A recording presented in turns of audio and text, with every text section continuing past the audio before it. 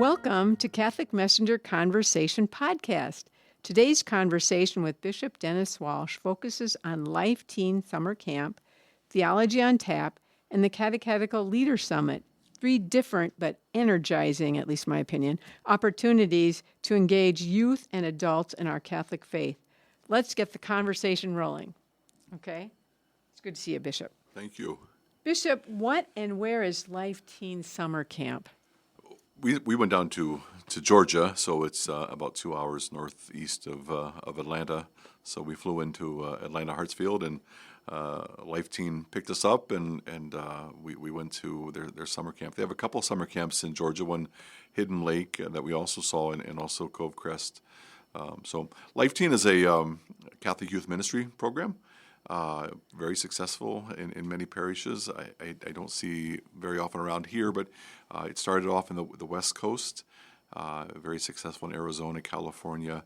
It was probably brought to the East Coast maybe 25 years ago by the current CEO, President Randy Rausch, who was the current president of Life Teen, but he was a youth minister in a parish in Georgia, and randomly someone from the West Coast was relocating to the Atlanta area and told him about this great youth ministry program, and as a youth minister, he investigated that and brought it to Georgia, and from there it just kind of has spread all throughout the East Coast as well. So very, very successful Catholic youth ministry program. They operate a number of summer camps also during the summers. They have two in Georgia. They just purchased one in St. Louis, much closer to us, so about 4 hours from us here in Davenport. Looking at that as a possibility for us as an option in the future.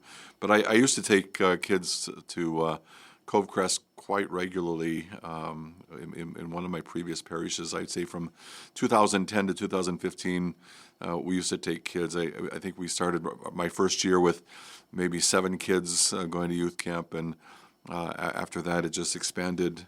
Then next year we had 15 and then 20, and by the time I left that parish, we had a youth group of 50 high school kids and 70 junior high kids in the youth group. So, and I really attribute that to the youth camp experience, the summer youth camp. How did you find out about the camp when you were at your previous assignment? So I was at my previous assignment. I just hired a youth minister. Okay. From Steubenville University. Okay.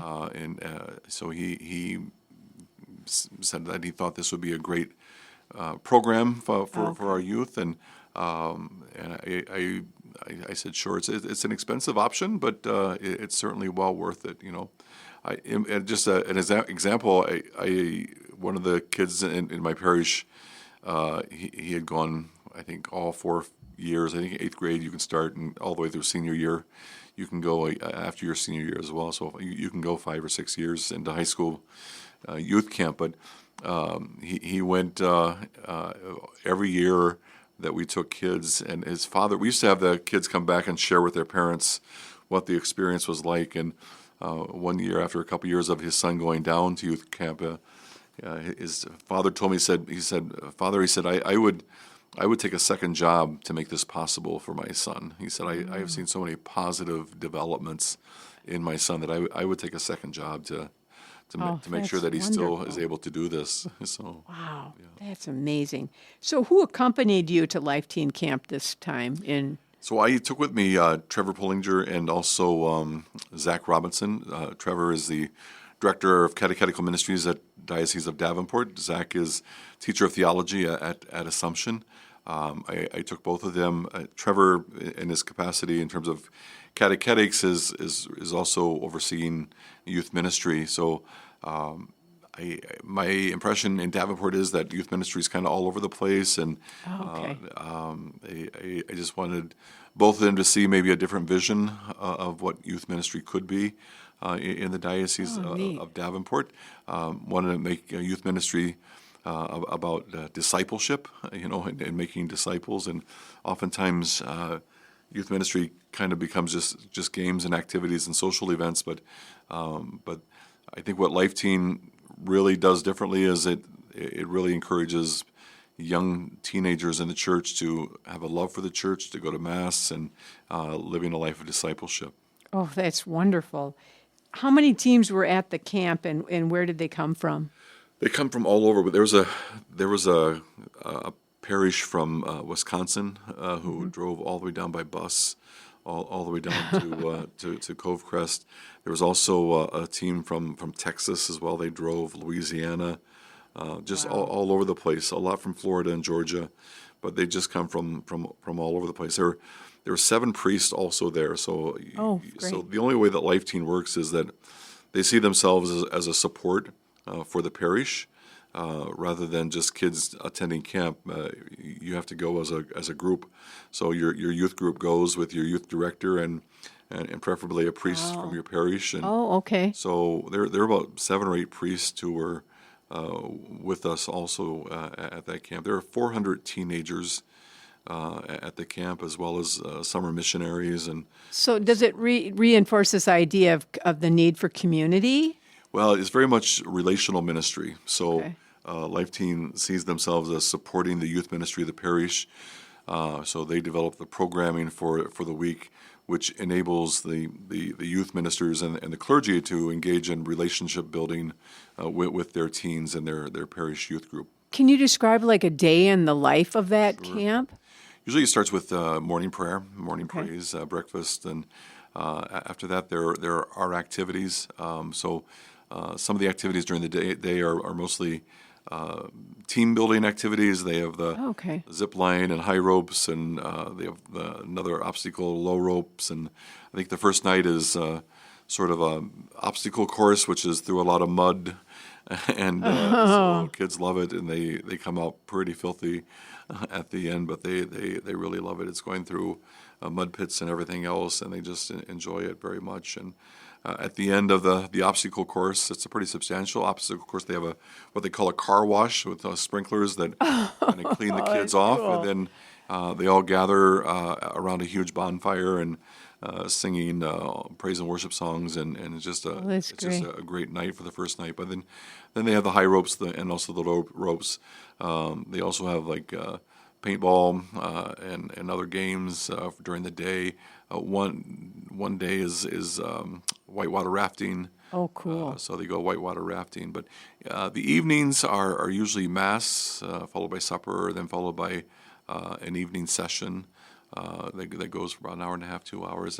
What happens at the evening session? Well, they kind of hire a sort of an evangelist, usually someone to come in and make the presentation. So this year is the Jubilee of Hope. So the theme for Life Teen this year is Radiant Hope, and just how do we find hope in our life of discipleship? You know, how do we find hope in suffering? How do we find hope in victory and those sorts of things? So there's a presenter.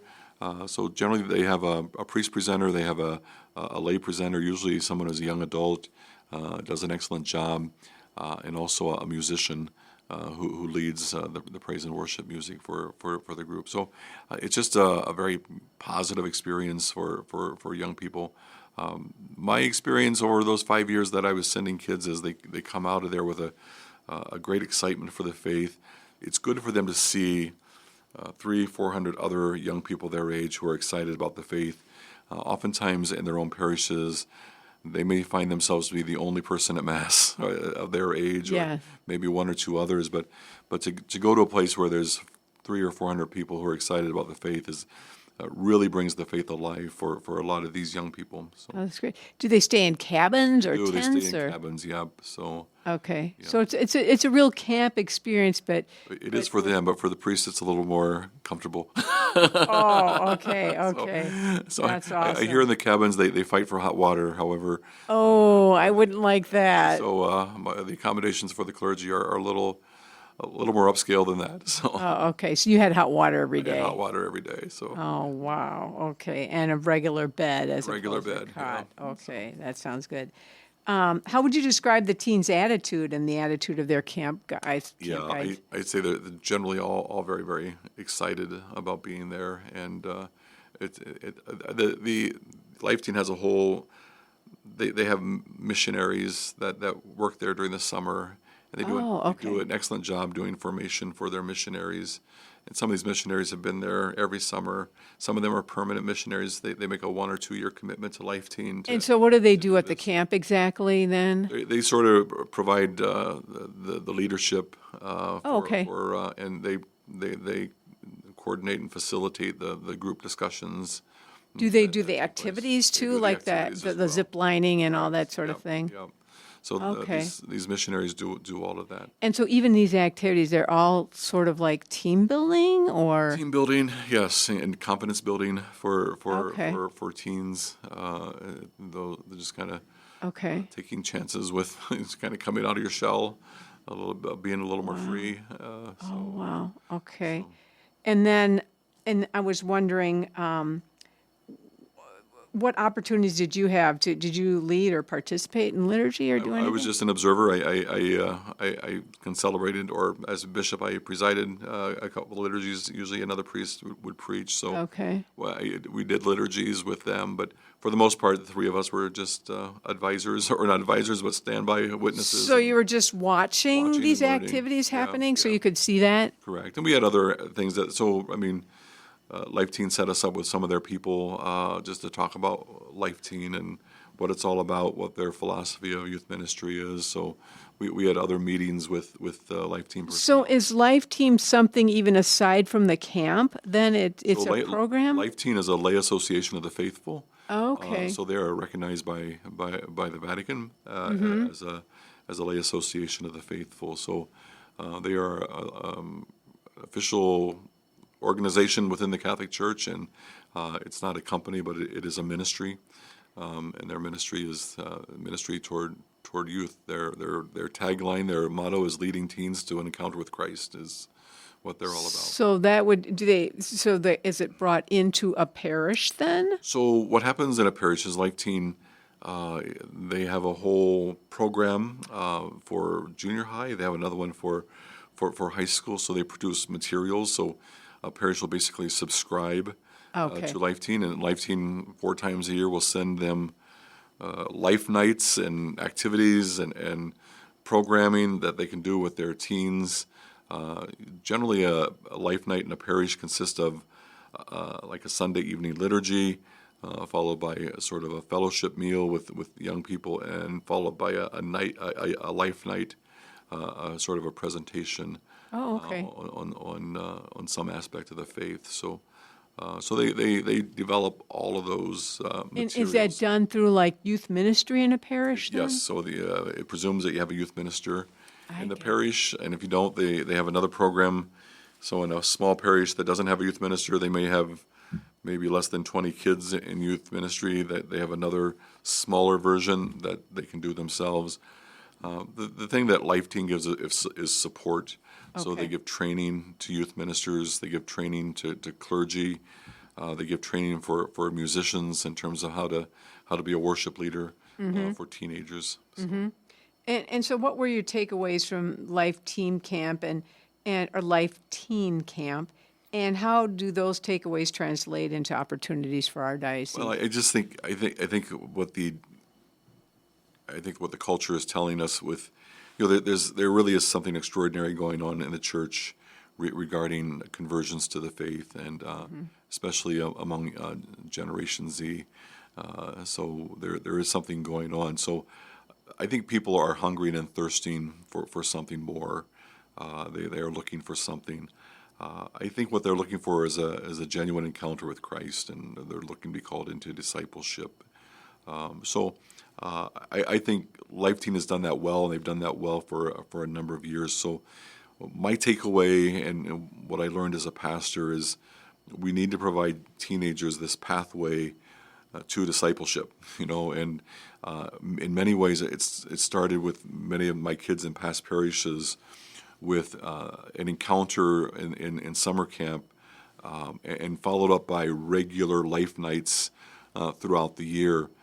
So as I look back on my youth that I was engaged in youth ministry back in 2010 to 2015, so many of them are still committed to the faith. Oh, that's great. They're engaged, and some of them have gone into youth ministry themselves. Some of them have gone into theology and catechetics. in the church. Just coincidentally, at Life Team, the camp that I went to, the camp before had as their worship leader for music a young man by the name of Liam Brown. Liam Brown was in my parish. Oh, wow. And I have known Liam since he was like in 5th or 6th grade. And just to see that how much he has developed in terms of his Catholic life, and he's gone on to Steubenville. He's gotten his degree in theology. He's a fabulous musician, and just leading worship music for youth, and just a remarkable young man. Wow. So just a wonderful witness. But he was there the week before. I had no idea that he was going to be there, and he just kind of left a message for me, knowing that I was coming. Oh, and wow. It was just great. That had to be uplifting for you. It really is. Because as a priest, you don't really always see the fruits of your work, and it's just great to be able to look back and see where are all these kids now, and to see that. So overall, I'm looking forward for young people to have opportunities to deepen their life of discipleship in the church, and I think Life Team is a great tool, really, an opportunity with the whole process of the summer camp experience, followed by life nights. Mm-hmm. And if kids wanted to go further, Life Teen offers them the opportunity to become Life Teen missionaries. Life Teen sends missionaries all over the world. When I was sending kids, they had a Life Teen mission in Haiti and the Netherlands. Wow! Right now they have a mission in Colombia. So in terms of building up the church and building up youth ministry everywhere. So you think missionaries are pretty crucial to this whole experience? Absolutely, yeah. So I've in past parishes, I've had kids who would do the whole program in graduate high school, and they would say, "I'm going to be a Life Team missionary for 1 or 2 years," and they do that. So does it take you away from secular life? I mean, in terms of you give up a year for... It's a full-time commitment, Okay. and they do formation. They do a whole formation system in terms of teaching kids to pray, teaching kids to learn in community life. They're committed to holy hours every day and stuff like that. They learn the faith. They learn it very, very well. And these are the missionaries. These are the missionaries. Yeah, it's just a great experience for them. Is that a lot? Is that along the lines of like Focus? Very similar. Yeah. Okay. So, just in the summer, I mean, these young missionaries, they work hard. I mean, I generally for the camp participants, the morning starts like 8 o'clock in the morning, but for these missionaries, they generally get up at like 6:30, 7 o'clock, and they have a holy hour even before they start the day. Oh, wow. They go all day, and once the kids go to bed in their cabins, and then the lay missionaries have a session like at 10, 11 o'clock at night. Oh, wow. And they get up and do it all over again. So just an extraordinary commitment that they have. Wow. So. And they don't do that 365 days a year. Well, they do it during level? summer camp. Okay. So the 10 weeks during summer camp, that's their schedule. And so generally they would have like Saturday and Sunday off or something, and then do it all again the following week. Wow. So. Oh my gosh.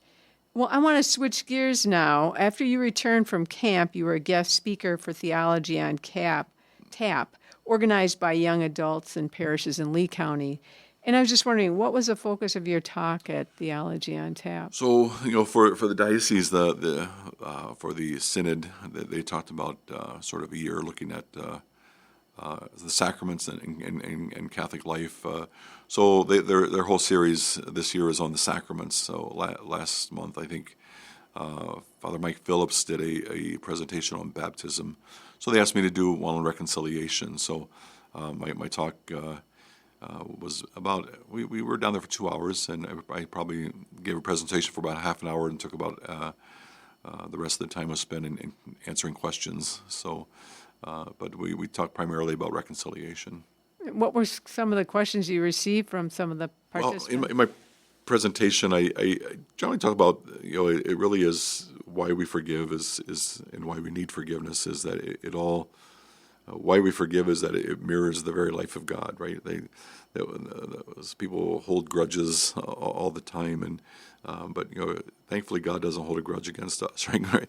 Yeah. God forgives us generously and graciously, every time we ask. And so our forgiveness of another person really is a participation and mirroring of the love of God that He has for us. And that's why reconciliation, first of all, is important. It's oftentimes it's a very scary thing. Nobody likes to go into a confessional and to confess their sins, but I've always found it in my own personal life to be quite liberating and freeing to be able to hear someone say, I absolve you of your sins, right? And that's very liberating for every time I go to the sacrament of reconciliation. But they had some questions about the particulars, when what is necessary for confession, and the typical question is, can I do it outside, or can I just sort of go to the person that I've offended and ask their forgiveness? And he said, well, you can. That's all part of reconciliation. However, there's no opportunity or there's no chance where sin just involves me and you. It involves the whole church. Whenever I fall into sin, it always makes me less than what I'm called to be. So I'm less of a person that I could be. I'm for a husband, he's usually less a husband, and a wife is less a wife, because we're not fully the person that God has called us to be, because we're sort of born down by sin. So. And that's why we need God's. That's why we need this whole reconciliation, not only between me and you, but myself and the church, as well as myself and the Lord. So. Okay, very good. And then I was also wondering, we covered the theology aspect. What about the on tap part? The on tap part is the bar is open. So we were in Houghton down in Lee County. So they had food all over the place, and everybody brought a covered dish, and the Knights of Columbus opened up their bar. So that's Very the on tap part. Were the participants mostly younger adult couples? No, they were all ages. Yeah. Okay, all ages. ages. There were some young people, but young adults, but for the most part, they were all ages. Oh, that's great. And I want to segue to, again, another event that you attended and participated in, the Catechetical Leader Summit. And that included Mass, at which you presided. And I thought your message was just really terrific for that group. And can you give me some? Sure. The first reading for the day was the story of Moses getting to the border of the promised land, and Moses was prohibited from entering the promised land. So he was not permitted to go into the promised land because of his disobedience to God. And God told him that he would not be entering into the promised land. So it was Joshua who had to lead the tribe into the promised land after 40 years of wandering in the desert. And Moses, who had been with them for 40 years, and it was Joshua who takes them in. I would say the similarity in catechetics is that oftentimes, Moses was the one who instructed them in the law, is what Moses did. But at a certain point, we have to live it, and that was Joshua's job, is to lead them into the promised land. So the analogy that I made is that we can pass the faith on by content. However, it doesn't necessarily make them a disciple, right? And it's why it's Joshua that really leads Israel into discipleship and following the Lord in a much more profound way than just knowing the law. A lot of people know the faith. However, living the faith is a very different thing. How do you lead people in that way? By example, or by the relational part? How does that work? I think Focus, Life Teen, even the church's own teaching is that it's primarily done by witness. I've always told parents as a pastor that the faith is caught more than taught, and they can send their children to Catholic school, they can send their children to religious education, but unless they witness to their child the importance of the faith in their own life, it doesn't go very far. So it really is the witness of others. That's how Focus does it. Is people are inspired by the missionaries, the disciples who sort of witness the faith to them. Life Team the same way. It's someone showing me love, So these missionaries invest themselves in sharing themselves with these young teenagers, and and people are inspired by that. So is that through like story sharing, or Story sharing, or just walking with somebody and just passing on, this is what the Lord's done in my life, and this is where I've seen the Lord in my life. Those are the ways it happens. Well, for me, it was, I say most of I was a public school kid. We went to religious education every week.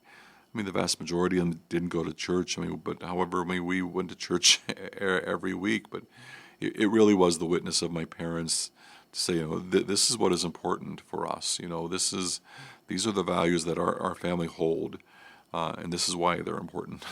And so I think that witness is very, very important. Pope Paul VI, and I've used this in my confirmation homily, would say, the world needs witnesses. The world needs witnesses. And he says, people say that the world needs teachers, but he said the only reason a teacher is a good teacher is because they also happen to be a good witness. So the world really needs witnesses. Very good. What was your impression of the summit and the speaker, Mike Paton's presentation? I didn't stay for a lot of his presentation, but what I did see was it was very engaging for a lot of the catechists and religious leaders of the diocese, and some of them said it was one of the better ones that we've sponsored. So very good. And I was wondering, what connections do you make? You sort of made a couple of connections there between these three events and as they relate to the life of the church in our diocese. Yeah, it's really about discipleship and being authentic in terms of our Catholic life. That our Catholicism is much more than just me identifying as a Catholic. Our Catholicism is, what is the witness I give to the world, and am I a disciple that is authentically following the Lord, and that people would be able to see the very life of Christ in us. That's what evangelizes people, and that's what makes people say, I want what you possess. So and that comes from an authentic living of the faith, and I think that's what it's all about, is calling people into a deeper commitment to the faith. And that requires some sacrifice too, doesn't absolutely. it? Absolutely, and some change, and that's always very difficult. So, just for example, in the sacrament of reconciliation, that involves a real humility to be able to go and stand before the Lord in all honesty and say, this is what I did, and I'm sorry for it, and that requires courage. Exactly. Well, Bishop, I really appreciate our conversation today, and we'll look forward to the next one. So we'll see you next time. Thank you. Thank you.